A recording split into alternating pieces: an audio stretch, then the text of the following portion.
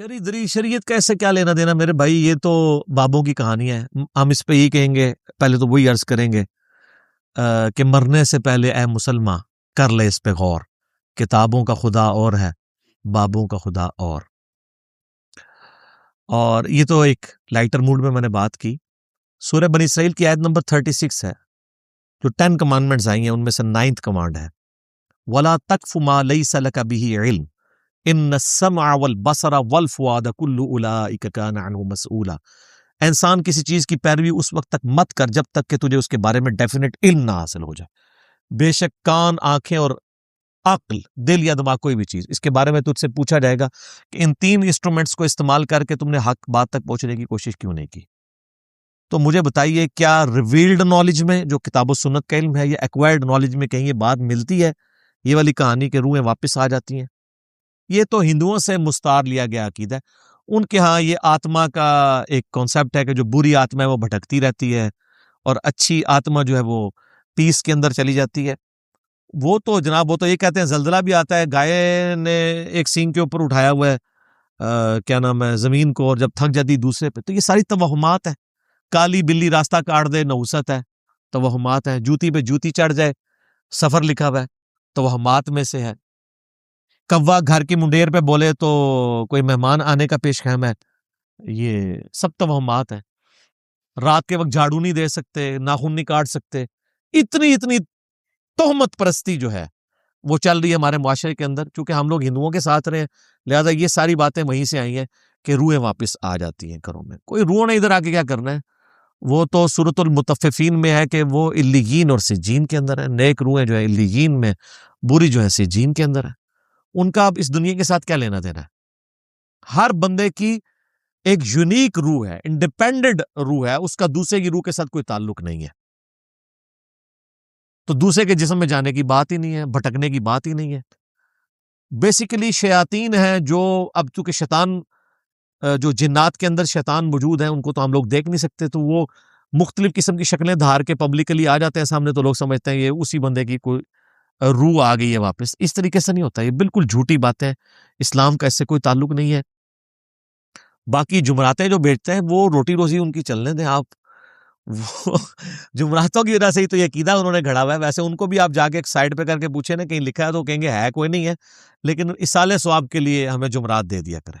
تو ٹھیک ہے، میت کی طرف سے صدقہ ہو سکتا ہے. میرا تو اس کے اوپر لیکچر ریکارڈڈ ہے، مسئلہ 74، میت کی طرف سے صدقہ اور خیرات کا ثواب اسے ملتا ہے. صحیح مسلم میں حدیث ہے کہ میت کو 3 اعمال کا ثواب پہنچتا ہے. نمبر 1، علم کی بات جو اس نے اپنی زندگی میں کی، اس کے مرنے کے بعد بھی اسے ثواب ملے گا، جیسے امام بخاری امام مسلم کو مل رہا ہے. دوسرا، صدقہ جاریہ، جو اپنی زندگی میں کوئی نیکی کا کام کیا اس کے بعد بھی جاری رہا، اسے ثواب ملے گا. تیسرا، نیک اولاد جو اس کے لیے دعا کرتی ہے. اور اسی کو سپورٹیو سنن نسائی میں حدیث ہے، بخاری مسلم میں بھی اس کا کچھ حصہ موجود ہے. جو سعد ابن عبادہ سفر میں تھے تو ان کی ماں پیچھے سے فوت ہوگی، ان کا یا رسول اللہ میرا ارادہ ہے کہ میں اس کی طرف سے صدقہ کروں تو اسے ثواب ملے گا. آپ نے فرمایا ہاں.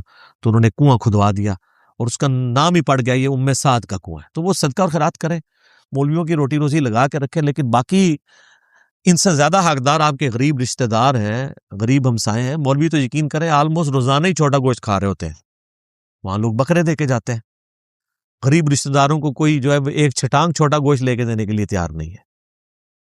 اور یہ لوگ عیاشی کی زندگی گزار رہے ہوتے ہیں. آپ ان سے پوچھیں، وہ کہتے ہیں دیکھیں یہی تو برکت ہے، ہم نے علم دین حاصل کیا تھا تو ہم کھا رہے ہیں.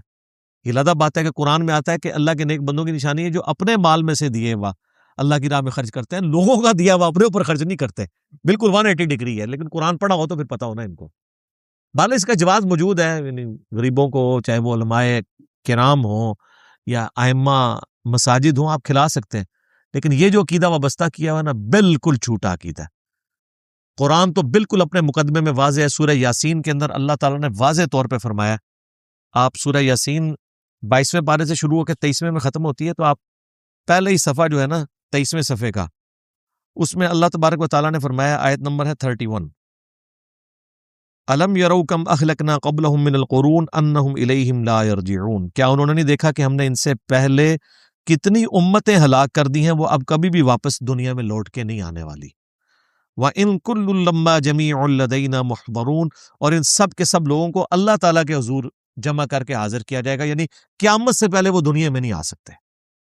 اور جناب جو سورۃ الواقعہ کی رکت انگیز آیات ہے نا، سورۃ الواقعہ پارہ نمبر 27 میں بالکل اینڈ پہ جا کے سیکنڈ لاسٹ سورت آتی ہے، اس میں اللہ تبارک و تعالیٰ نے اس ٹروتھ کو ریویل کیا ہے۔ اللہ فرماتا ہے فلولا اذا بلغت الحلقوم، تو کیوں نہیں ہوتا کہ جب روح جو ہے وہ گلے میں جا کے اٹک جاتی ہے، یعنی کسی کی موت کا وقت آ جاتا ہے، نزع کا وقت،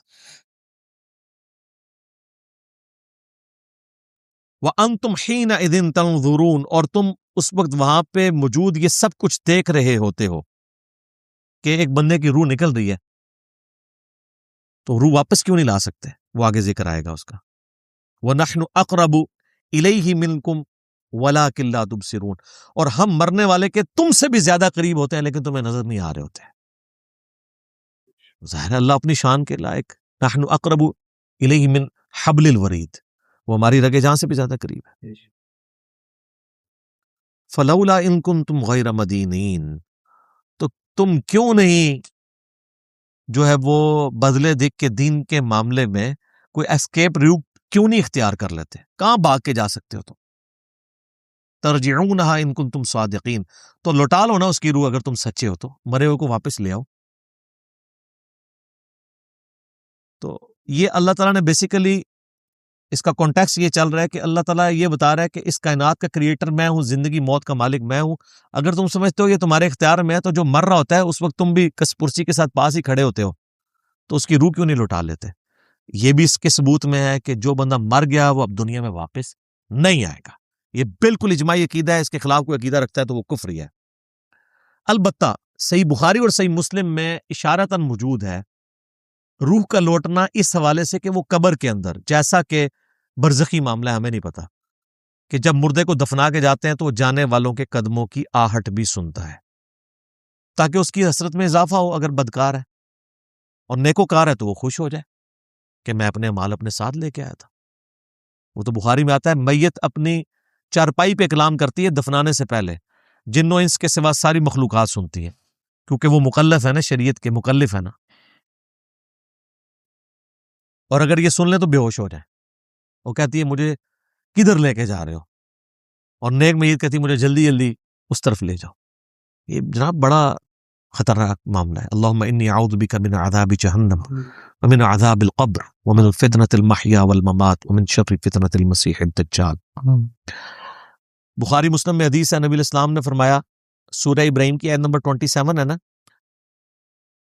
یثبت اللہ الذین آمنوا بالقول الثابت فی الحیات الدنیا وفی الآخرہ، کہ اللہ تعالی اہل ایمان کو دنیا کی زندگی میں بھی اس قول پر ثابت قدم رکھتا ہے اور آخرت کی زندگی میں بھی۔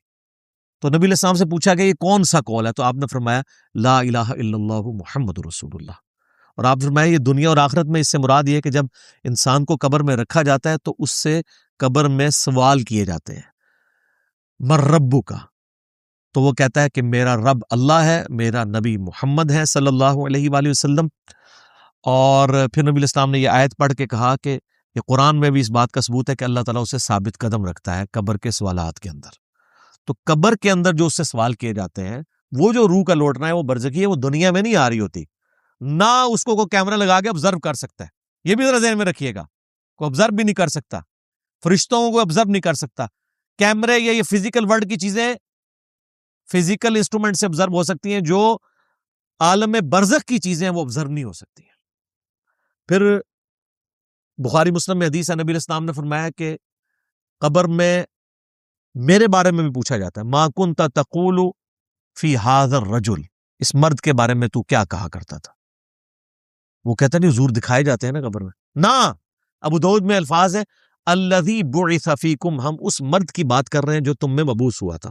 تو وہ کہتا ہے ہوا محمد رسول اللہ، وہ تو محمد تھے اللہ کے رسول۔ وہ تھرڈ پرسن کے سیغے میں خطاب کر رہا ہوتا ہے، ورنہ تو وہ کہتا سیکنڈ پرسن میں کہتا ھذا محمد رسول اللہ، یہ اللہ کے رسول محمد ہے، کہتا وہ تو محمد رسول اللہ ہے۔ اس میں میرا کلپ بھی ہے نا، قبر میں 3 نہیں 4 سوال ہوں گے۔ ترمذی میں تو حدیث ہے مر ربو کا، ما دینو کا، من نبیو کا، تیرا رب کون، تیرا دین کیا، تیرا نبی کون، تو کدا مقلد، تو کہنے فڑکے دا، تیری کیڑی مسیتی، تیرا کیڑا بابا اے کوئی نہیں بھائی، اے زمین دے اتنے ہے، زمین دے اندر اللہ کا سکہ چلتا ہے. ادھر بھی ان کا چل رہا ہے کہ اللہ نے کھلی چھٹی دی ہوئی ہے. مرنے کے بعد محمد رسول اللہ کا سکہ چلتا ہے، اللہ کا سکہ چلتا ہے. ابو داؤد میں آتا ہے کہ جو مؤمن ہے نا وہ یہ کہتا ہے کہ ربی اللہ، اور کہتا ہے دین الاسلام، اور کہتا ہے ہوا محمد رسول اللہ. تو چوتھا سوال پھر ہوتا ہے، یہ 3 سوال ہیں قبر کے، 4 سوال میرا ایک کلپ بھی ہے. وہ فرشتے کہتے ہیں تجھے کیسے پتا چلا؟ وہ کہتا ہے میں نے اللہ کی کتاب پڑھی تو میں نبی علیہ السلام پہ ایمان لایا، ان کے سچ ہونے کی تصدیق کی، تو پھر اس کے لیے جنت کی کھڑکی کھول دی جاتی. یہ چوتھا سوال ہے کہ اسے پتا. تو جنہیں کتاب پڑھی نہیں اور وہ حافظ قرآن علی نہیں پڑھتا، ترجمے نال پڑھ رہا ہے، تائی انہوں پتا لگتا ہے نا کہ کیا لکھے ہے، ورنہ تو نہیں پتا چلے گا. اور بخاری میں ہے کہ منافق سے جب سوال ہوتے ہیں تو ہر سوال کے جواب میں کہتا ہے لا ادری ہائے آتا لا ادری ہائے افسوس مجھے کچھ پتا نہیں ہے، بولے اعوذ باللہ تعالی. تو فرشتے اسے تو چوتھا سوال پھر کرتے ہیں. جب وہ کہتا ہے نا مجھے کچھ پتا نہیں، تو وہ پھر کہتا ہے کہ میں تو وہی کہتا تھا جو لوگ کہتے تھے، سنا کے سنی، یعنی ہم تو شروع سے ہی یہ ہیں، ہم تو شروع سے ہی یہ آج مانتے ہیں، میں تو یہی کہتا تھا. تو فرشتے کہتے ہیں لا دریتا ولا تلیتا، کیا تو نے خود ادراک کرنے کی کوشش نہیں کی، خود پڑھنے کی کوشش نہیں کی، یا کوئی ایسا شخص جو تجھے بتا دیتا اگر تو پڑھنا نہیں جانتا تھا. تو فرشتے پھر اسے گرز مارتے ہیں، اور زمین و آسمان کی ہر مخلوق اس کی آواز سنتی ہے سوائے جن و انس کے. اگر یہ سن لیں تو بے ہوش ہو جائیں. اور حقیقت بات ہے کہ آپ اتنے بڑے بڑے جو بزرگ دفنا کے آتے ہیں نا، ان کے گرز کی آواز اگر آپ کو آئے نا تو رحمت اللہ علیہ کہنا چھوڑ دو تسی، یہ شکر اللہ نے پردہ رکھا ہوا، باہر آواز نہیں آتی ہے. تو یہاں پہ روحوں والا معاملہ ہے، لیکن وہ بھی اب روحوں کے ساتھ ساتھ آپ نے کتنے بزرگوں کو بیچ میں جو ہے وہ نگلوا دیا. لیکن یہ حقیقت ہے، یہ کتابوں کا دین ہے جی، یہ بابوں کا دین نہیں ہے. تو ہمارا تو مقصد یہ ہے کہ لوگوں کو کتابوں کے دین کے ساتھ جوڑیں بابوں کی بجائے. اور بابے وہ جو کتابوں کے ماننے والے ہیں، جو کتابوں کو نہیں مانتے وہ تو گستاخ بابے ہیں، ان کی بات ماننے کے لیے تیار نہیں. یہ روحوں والا عقیدہ بھی بابوں کا گھڑا ہوا ہے. وہ یہ بالکل سنا کے سننی ٹننی والی بات ہے، یہ بالکل ریالٹی نہیں. اس کا کیمیکل ان کو ڈالنے کی ضرورت کیا ہے؟ کیمیکل ڈالنے کی ضرورت تب پیش آئے جب انہوں نے دوسرے دن دوبارہ ادھر کوئی مردہ دفنانا ہو. سعودی عرب کے اندر قبرستان کی جگہ والا معاملہ تو ظاہر ہے، وہاں پہ قبرستان وہ ایک طرف سے، اور یہ ساری جگہ نہیں ہے جو متبرک قبرستان ہے. بقیہ غرقد ہو گیا، اور اس طریقے سے المعلہ والا قبرستان مکے میں ہے، یہ مدینے والا بقیہ غرقد. وہاں ظاہر لوگوں کی خواہش ہوتی ہے دفن ہونے کی، اور مکے مدینے کے لوگ عموماً اپنے انہی قبرستانوں میں دفن ہونا پسند کرتے ہیں.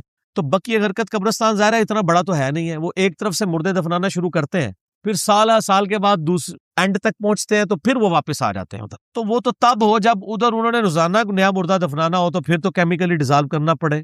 تو یہ تو نعوذ باللہ ویسے ہی حرام ہے.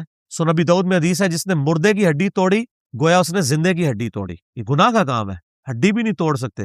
باقی پوسٹ مارٹم والا مسئلہ یا وہ میڈیکل کی تعلیم والا الگ ہے، اس میں میرے کلپ دیکھ لیجیے گا. اسی طریقے سے صحیح مسلم میں حدیث ہے کہ کوئی شخص قبر پر بیٹھے اس سے بہتر ہے کہ کسی انگارے پہ جا کے بیٹھ جائے. مسلمان کی قبر کی بھی یہ حرمت ہے کہ آپ قبر کے اوپر بیٹھ نہیں سکتے. تو فزیکلی اس بندے کو کیمیکل ڈال کے ڈیزالو کرنا، اس کو تو آپ اسی طرح سمجھیں کہ ماں باپ کو اف تک مت کہو، تو گالی اور مارنا پیٹنا تو بہت ہی بڑا گناہ ہے، یہ تو حرام ہے. بخاری کے اندر حدیث ہے، نبی علیہ السلام نے فرمایا کسی انسان کے لیے حلال نہیں کہ کسی دوسرے انسان کو آگ کا عذاب دے، یہ اللہ کے ساتھ خاص ہے. تو آگ کے عذاب میں کیا ہوتا ہے؟ جل کے راکھ ہو جاتا ہے. تو اسی طریقے سے کیمیکل ویپن کسی پہ آپ چلاتے ہیں تو وہ بھی گل سڑ جاتا ہے، یہ تو ویسے ہی حرام ہے. اور ایون مرتد کو بھی نہیں جلا سکتے. صحیح بخاری میں آتا ہے حضرت علی نے کچھ مرتدین کو قتل کروانے کی بجائے جلوا دیا. ابن عباس کو خبر پہنچی، انہوں نے کہا ہائے افسوس، کاش ابن ابی طالب یہ نہ کرتے. ابو داؤد میں آتا ہے حضرت علی ابن ابی طالب کو جب یہ خبر پہنچی، انہوں نے کہا کاش ابن عباس مجھے پہلے بتا دیں. فوراً رجوع، فوراً، کیونکہ اس زمانے میں تقلید نہیں نہ ہوا کرتی تھی نا، اور بزرگ پرستی بھی نہیں ہوتی تھی، اکابرین بھی نہیں ہوا کرتے تھے، کتاب و سنت ہی حجت ہوتا تھا. تو اس حدیث سے پتا چلا کہ آپ مرتد جو کافر ہو چکا ہے، اسلام کا باغی ہے، اس کو بھی کیمیکل کے ساتھ نہیں جلا سکتے. چاہے جائے کہ آپ مسلمان مردوں پہ کیمیکل استعمال کریں، تو یہ جھوٹ ہے. وہ اس لیے لوگوں نے سوچا کہ یار ادھر قبرستان اتنے عرصے سے چل رہے ہیں، وہی ابھی تک یوز ہو رہے ہیں، تو مردوں کو شاید کیمیکل ڈالتے ہوں گے. نہیں، اور سر مہینے ڈیڑھ بعد ڈیکمپوزیشن ہو کے ویسے ہی ختم ہو جاتا ہے، صرف ہڈیاں رہ جاتی ہیں. ان ہڈیوں کے بعد وہ کیا کرتے ہیں، جب وہاں پہ دوبارہ قبر کھودتے ہیں، وہ عموماً ساری لاوارث لاشیں اس اعتبار سے ہوتی ہیں کہ زیادہ تر لوگ حاج عمرے پہ جو فوت ہوتے ہیں تو اب یہاں سے تو ان کی قبروں پہ کسی نے نہیں جانا، وہاں پہ دفن ہوئے، اور مکے مدینے میں ویسے لوگوں کو ایجوکیشن ہے، وہ کہتے ہیں جی قبر پہ جانے کی ایسا ضرورت نہیں، آپ یہاں بیٹھ کے بھی دعا کر سکتے ہیں، قبریں تو عبرت کے لیے جو مسلم شریف میں حدیث ہے۔ باقی ٹھیک ہے، قبر کا آپ کو رکھنا چاہیے، اس کو باقی بھی رکھنا ٹھیک ہے، حد آپ ایک بالی سے زیادہ اونچی نہ کریں، پکی نہ کریں، وہ صحیح مسلم سے ثابت ہے، وہ ایک الگ ٹاپک ہے۔ تو 1-1.5 مہینے کے بعد ڈیکمپوزیشن ہو کے گوشت گل سڑ جاتا ہے، ہڈیاں رہ جاتی ہیں یا چند ایک بال، وہ جب دوبارہ وہاں پہ قبر کھودتے ہیں نا تو ہڈیوں کو سائڈ پہ کر دیتے ہیں، ہلکی سے ایک سائڈ پہ لحد والا جس طرح معاملہ ہے وہ کر کے سائڈ پہ کر کے نیا مردہ دفنا دیتے ہیں۔ ان کو کیمیکل اتنا مہنگا کیمیکل کر کے ایک تو پیسہ لگا کے گناہگار ہونے کی کیا ضرورت ہے؟ البتہ غیر مسلم ملکوں میں سر یہ ہو رہا ہے، آپ حیران ہوں گے کہ جو آسمانی مذاہب جتنے ہیں، جیوز ہیں، کرسچنز ہیں، وہ بھی قبروں میں بلیو کرتے ہیں، لیکن اس وقت انگلینڈ میں خصوصاً چونکہ قبر کی جگہ بہت مہنگی ہے تو وہ وہاں پہ کرسچن بھی اپنی لاشیں جلوا دیتے ہیں، بس آپ دے دیں اگلے دن ایک پوٹلی آپ کو دے دیتے ہیں، باقی وہ راکھ ضائع کر دیتے ہیں۔ تو اس میں ایک مدنی پھول آپ کو عرض کر دوں، اسی لیے آپ کے جو رشتہ دار فوت ہوتے ہیں نا باہر کے ملکوں میں، ان کی لاشیں ادھر اسی لیے آتی ہیں زیادہ تر کہ وہاں زمین بہت مہنگی ہے، جلوانے کو ان کا دل نہیں کرتا، ظاہر مسلمان ہے، آخری کونے میں کامہ لگا کے ہے کہ وطن کی مٹی سے پیار ہے، وہ لادہ بات ہے، وطن وہ آتے ہی نہیں 20-20 سال تک۔ البتہ میں اس اعتبار سے ان کا بہت ریگارڈ کرتا ہوں کہ ان کے ریمیڈنس کے اوپر ہمارا ملک چل رہا ہے، وہ ہم ان کو سلام پیش کریں، وہ جو جس کی نیکی ہے وہ ماننی چاہیے۔ تو زیادہ تر وہاں پہ قبر کی جگہ بھی مہنگی ہو جاتی ہے، اس لیے بھی والے ایشو آ جاتے ہیں، تو لہٰذا ایک کیمیکل والا کوئی چکر نہیں، اس طریقے سے قطن یہ حرکت نہیں کرنی چاہیے کہ آپ جو ہے وہ لاش کو جلوا دیں یا لاش کے اوپر کیمیکل ڈالیں۔ البتہ آپ ایک سے زیادہ مردے دفنا سکتے ہیں قبر میں، جنگی حالت میں بخاری مسلم میں ہے کہ غزوہ احد کے موقع پر کئی صحابہ کو اجتماعی قبروں میں دفنایا گیا، اس میں کوئی گستاخی نہیں ہے، اس میں بہرحال یہ خیال کیا جاتا تھا کہ قبلہ رخ سب سے آگے اس کو رکھا جائے جو سب سے زیادہ قرآن کا حافظ ہے، پھر پیچھے، اور اگر اوپر نیچے بھی دفنانا ہے تو سب سے اوپر اس کی لاش رکھی جائے جو سب سے بڑا عالم ہے۔ تو ظاہر ہے جو بندہ مر گیا اس کو صحیح مسلم میں ڈیٹیل آتی ہے، 70 گز قبر دائیں بائیں آگے پیچھے کھل جاتی ہے، وہ آپ کو نہیں نظر آئے گی، آپ کو کھود کے بھی نظر نہیں آئے گی، وہ برزخی معاملہ ہے، جنتی کفن مل جاتا ہے، اس کو کیا ضرورت ہے؟ تو یہ قبریں مزار یہ آپ لوگوں کی ریکوائرمنٹ ہے۔ اور ایک طرف صحابہ کرام ہیں، نکلے ہیں گھر سے، قادسیہ میں 8,500 مسلمان شہید ہوئے ہیں سر، 20 بچے ان کے مدینہ میں تھے، پرشین امپائر گرائی ہے، قبریں ادھر ہی ان کی گمنام بنی ہوئی ہیں، زمین کے برابر ہے، قبرستان بھی لوکیٹ نہیں ہو سکتے۔ جہاد کے دوران جو صحابہ فوت ہوتے تھے راستے میں سفر میں تو ان کی قبریں اس طرح نہیں بنائی جاتی تھی، زیادہ تر گمنام بنائی جاتی تھی، افضل یہی ہے کہ زمین کے برابر قبر کر دی۔